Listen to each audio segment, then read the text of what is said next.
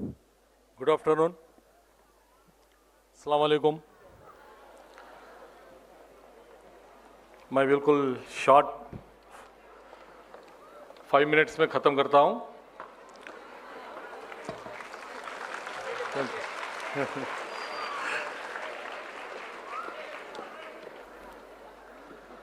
I heartily welcome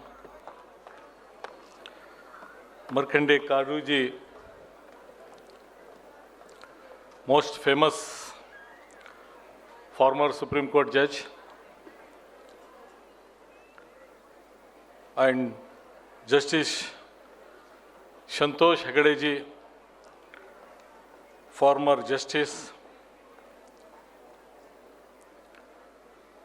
and another High Court judge, Sudha Madam, also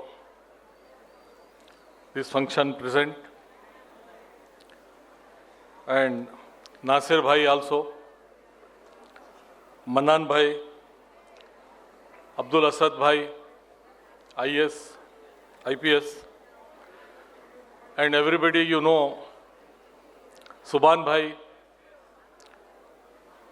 main administration and key person of Falcon Institution.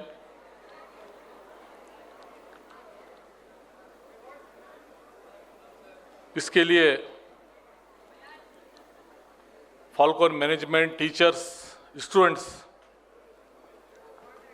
सभी को मैं बहुत बहुत मुबारकबाद देता हूं, क्योंकि आज बहुत ही इम्पोर्टेंट गेस्ट आज के कार्यक्रम में, आज के फंक्शन में आपके लिए, स्पेशली स्टूडेंट्स के लिए सुभान भाई बुला के एक मैसेज देना चाहते हैं स्टूडेंट्स को कि पूरे हमारे देश, भारत देश में इतने रिस्पॉन्सिबल और इतने बड़े पोस्ट पे रहकर भी आज आपके इसमें मिंगल हो के आपके सामने बात किए हैं। तो मैं फाल्कन स्टूडेंट्स सभी स्टूडेंट्स को बहुत बहुत शुक्रिया अदा भी करता हूं। खासकर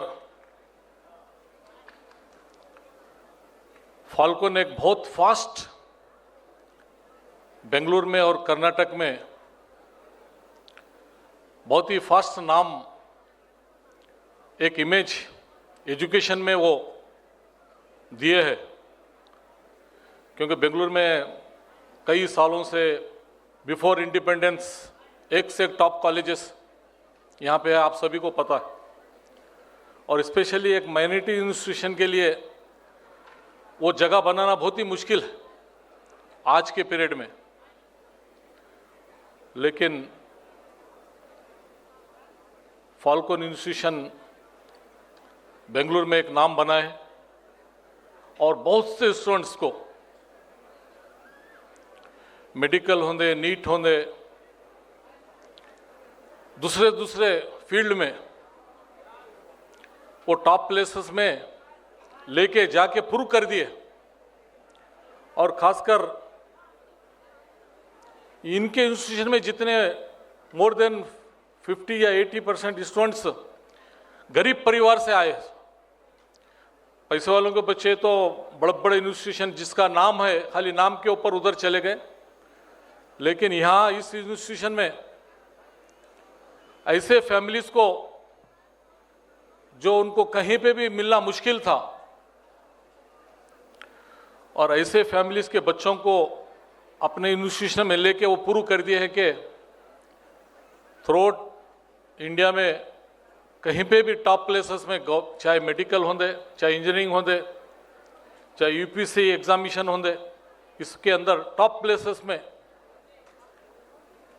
स्टूडेंट्स गए हैं। हमको पूरा मैसेज है। तो मैं सुभान साहब को, उनको पूरी टीम को गवर्नमेंट ऑफ कर्नाटका की तरफ से बहुत बहुत शुक्रिया अदा करता हूं, धन्यवाद बोलता हूं। और गवर्नमेंट ऑफ कर्नाटका की तरफ से जो भी सपोर्ट चाहिए एजुकेशन के लिए, गवर्नमेंट ऑफ कर्नाटका रेडी है। हमारे चीफ मिनिस्टर सिद्धरामैया जी भी, DK शिवकुमार जी भी, हम सभी स्टूडेंट्स को जिस तरह से भी सपोर्ट चाहिए, चाहे स्कॉलरशिप होंगे एंड अदर वे हॉस्टल्स होंगे, उसके लिए वी आर रेडी है। और अभी जस्टिस काटजू जी बहुत डीपली बताए, बहुत ही डीपली बताए, लेकिन आज सिस्टम पूरा चेंज हो गया है। मैं एक दो तीन एग्जाम्पल देके बात खत्म करता हूं। आज लोग जात पात के बहुत ही हो गया है। जितना एजुकेशन, जितना इम्प्रूवमेंट, जितना हर चीज़, शायद वर्ल्ड हो या देश हो, एजुकेशन भी, टेक्नोलॉजी भी, इम्प्रूवमेंट भी इसलिए होता है कि हम सच्चाई को समझे, हकीकत को समझे। लेकिन उसका उल्टा हो रहा है। जितना एजुकेशन हो रहा है उतना जात पात आ रही है, जितना टेक्नोलॉजी बढ़ रही है उसमें लोग बिगड़ जा रहे हैं। अभी मैं एग्जांपल देता हूं। अभी हम इस हॉल के अंदर बैठे हुए, हम जो ऑक्सीजन ले रहे हैं, जो सांस ले रहे हैं, आप छोड़ रहे हैं, वो कम से कम छोड़े तो मिनिमम 100 फीट तक वो रोटेट होता है। आप छोड़ रहे हैं, हम ले रहे हैं, हम छोड़ रहे हैं, आप ले रहे हैं। अब ये राउंड में कितने सभी समाज के लोग हैं, पूरा मिक्स हो जा रहा है। यहां पे कोई जात पात नहीं आ रहा। इंसान जब खामोश है, हम सब लोग मिक्स हो जा रहा है इसमें। ऑक्सीजन सभी जात के मिक्स है हर जगह। वहां पे ऑब्जेक्शन नहीं करते। बाद में जात पात की बात तो होती है, मगर ऑक्सीजन बराबर लेते हैं। नको तुम ये जात के मत, तुम मत आओ बोल के नहीं बोल सकते। खुदा यहां बताना चाहता है, तुम कितनी जात पात करेंगे, जितनी तुम कुदरत की चीजों को डिस्टर्ब करेंगे, मैं मजबूर कर दूंगा तुमको वो लेने के लिए, वो जात से लेने के लिए मजबूर कर दूंगा। गरीब से तुम ऑक्सीजन लेंगे, बस जब याद नहीं आता तुमको, अपना ऑक्सीजन रोकने नहीं होता तुमको। सभी समाज के मिक्स हो गए इसमें। इस तरह से बहुत से एग्जाम्पल। सूरज है, भारत देश में भी सूरज दिखता है, बेंगलुरु में भी दिखता है। 200 कंट्रीज है, वो एक ही सूरज 200 कंट्री को कंट्रोल कर रहा है। तो खुदा क्या होगा? खाली एक सूरज, एक चांद पूरे 200 कंट्री को कंट्रोल कर रहा है, 200 कंट्री को रोशनी दे रहा है। जब वहां जात पात नहीं आती, यहां हमारा भारत देश में है तो ये मेरा खुद, ये कौन सा खुदा कंट्रोल कर रहा है? फिर दूसरे कंट्री 199 कंट्रीज में कौन सा खुदा कंट्रोल कर रहा है सूरज को? बड़ा टाइम निकल रहा है। ये सूरज, चांद, ये जितने वर्ल्ड है, मतलब जो समंदर है, पानी है, 1/3 है, ज्यादा है हमसे, इंसानों से, धरती से 1/3 ज्यादा समंदर है। वहां पे भी कंट्रोल कर रहा है सूरज, चांद।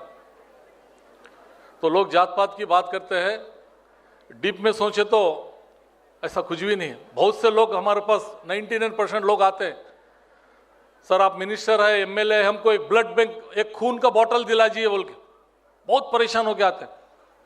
हर 2 रोज 4 रोज को लोग हमको खून का बॉटल चाहिए बोल के। तो कई लोगों को मैं पूछा हूं, आपको वेजिटेरियन चाहिए, नॉनवेज चाहिए, कौन से कम्युनिटी का चाहिए, कौन से जात का चाहिए? आज तो कुछ नहीं बोल रहे। वेज, नॉनवेज, कम्युनिटी, कास्ट, आज बात नहीं हो रही, खाली खून के बॉटल की बात हो रही है। तो ऐसे बहुत से एग्जाम्पल है कि लोग समझते नहीं। तो मैं खासकर फाल्कन स्टूडेंट्स को ये बताना चाहता हूं कि यहाँ पे सबसे पहले मैं देखा हूं कि डिसिप्लिन सिखाया जाता है। ऐसा कहीं पे भी बहुत कम स्कूलों में है जहाँ पे जो फाल्कन के कुछ स्टडी को लेके दूसरे ह्यूमैनिटी ग्राउंड्स पे भी बहुत सिस्टमेटिक, सबसे पहले यहाँ पे कैरेक्टर, ह्यूमैनिटी, सिस्टम, लोगों को हेल्पिंग नेचर। और ज़्यादा गर्ल्स है, मैं गर्ल्स के बारे में क्या बताऊँ, वो बहुत ईमानदार होती है और हेल्पिंग नेचर होती है और कमिटमेंट, जो जिम्मेदारी देती है बहुत ईमानदारी से निभाती है। आपके नेचर में कुदरत वो भरा है कि आप लोग जिम्मेदारी बहुत सिस्टमेटिक बहुत टाइम पे आप कंप्लीट करते हैं। तो आज गर्ल्स का रिजल्ट बहुत टॉप लेवल में, बहुत टॉप चल रहा है। मैं सभी गर्ल्स, क्योंकि आप पेरेंट्स का जो ड्रीम है उसको सक्सेस कर रहे हैं। पेरेंट्स के बारे में मैं कैसा बताऊं कि माँ का एक रूप है, माँ की बहुत बड़ी, सभी आज के सभी किताबों में सभी जगह माँ को बहुत ही इसमें बताया गया है। लेकिन बाप का भी बहुत बड़ा रूल रहता है। बाप को ज़्यादा बताया नहीं जाता पेरेंट्स को, क्योंकि उसका भी बहुत बड़ी रिस्पॉन्सिबिलिटी है, वो दिखाया नहीं जाता। माँ तो अपने बच्चों के वास्ते देखती है, लेकिन फादर पूरे परिवार, पूरा सब कुछ लेके वो मार्केट में निकलता है। उसका एक ही ड्रीम होता है कि अपने बच्चे अच्छे हो, सक्सेसफुल हो। दुनिया में दो ही चीज़ है जो अपने बच्चों को उनसे भी आगे ले जाने के लिए सोचते हैं। मेरे से भी मेरे बच्चे पूरी दुनिया में टॉप बन जाए। बाकी के लोग, दूसरे लोग, इतना सोचना मुश्किल की बात है कि इस कंपटीशन के ज़माने में कोई आगे चले जाए। तो इसके लिए पेरेंट्स को बहुत रेस्पेक्ट करना चाहिए। मेरे बारे में तो मैं क्या बताऊं, मैं भी बहुत गरीब परिवार से हूँ, बहुत ही सोच भी नहीं सकते लोग, यकीन भी नहीं समझते। मेरे वालिद साहब एक लेबर थे। लेबर बोले तो केईबी में थे लेबर। एक लाइनमैन जब केईबी में लेबर बोले तो वो गड़ा खोदता था, वही पोल डालता था, वही लाइन खींचता था, 4 आदमी मिलकर चड्डी पे। मैं 25 पैसे या 50 पैसे पूछने के लिए जब जाता तो 2-3 घंटे धूप में ठहरा करके, तो मैं वो देखते रहता था क्या कर रहे मेरे वालिद साहब, पिताजी। बोले तो वो सब्बल लेके 2-4 आदमी मिलके गड़ा खोदते थे, फिर एक आदमी मट्टी उठाता था, लास्ट में वो पोल ला के बिठा के, फिर वायर बिठाने के बाद मुझे आके बोलते थे, बेटा ये 50 पैसे, ये 1 रुपया मैं शाम में तुम्हारे लिए वेजिटेबल लाने वाला था, तरकारी लाने वाला था, लेकिन मैं तुमको दे रहा हूँ बोल के ये बात बताते थे मुझे। वो आज रिपीट होती, जब तो मुझे रिपीट नहीं हुई, जब तो मैं खुशी से मिल गए मुझे 50 पैसे 1 रुपया बोल के चले जाता था।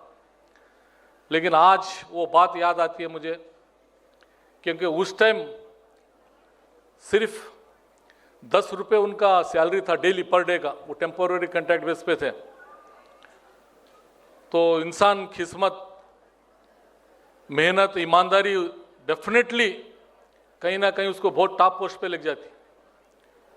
तो बोले तो बहुत बड़ी हिस्ट्री है कि बेंगलुरु को आने के लिए भी मुझे पैसे नहीं रहते थे। जब बेंगलुरु आए तो भी हम एक दरगाह है, उसमें कई रातें बिताए, क्योंकि लाज भी नहीं ले सकते थे हम। एक ही चीज़ है जो आज हम, मगर हम हेल्पिंग नेचर थे और ईमानदारी से पढ़ना, एजुकेशन पढ़ लेना, कुछ बड़े पोस्ट पे जाना बड़ी बात नहीं है। हम लोगों को किस तरह से मदद करें, हेल्प करें, ये हमारे दिल में आना चाहिए। और उसी की वजह से मैं आज ये पोस्ट पे हूँ। और मैं आज भी जिस तरह का से भी हो, फर्स्ट हेल्पिंग नेचर किस तरह से करे।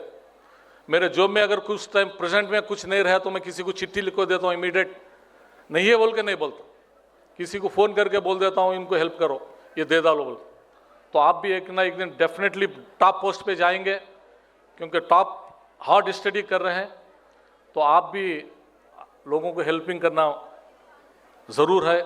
मैं इतना बोलते हुए मैं सभी को बहुत बहुत शुक्रिया अदा करता हूँ। अस्सलाम वालेकुम, धन्यवाद।